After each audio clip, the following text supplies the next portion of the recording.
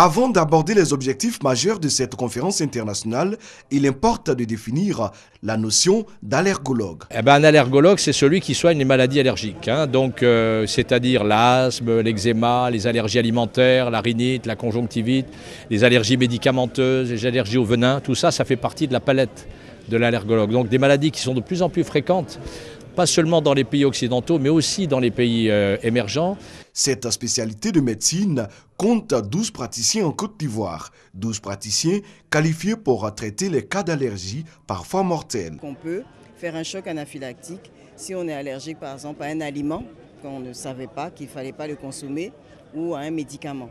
C'est des pathologies qui touchent beaucoup d'organes parce que c'est lié avec notre système immunitaire. Organisée par l'Association ivoirienne de formation continue en allergologie, cette 15e conférence francophone se tient autour du thème allergologie et environnement. L'environnement, il y a l'environnement extérieur. Donc il suffit tout de suite qu'il y ait un pollen de fleurs qui libère une substance que je ne supporte pas.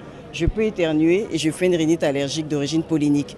À l'étranger, ils ont ce qu'ils appellent leur calendrier pollinique. Ils savent qu'à certaines saisons, certaines plantes libèrent des pollens qui vont entraîner des réactions allergiques. Nous, on n'a pas fait notre calendrier pollinique. C'est un objectif vers lequel on doit atteindre pour permettre aux malades qui ont des rhinites allergiques de se protéger pendant ces périodes.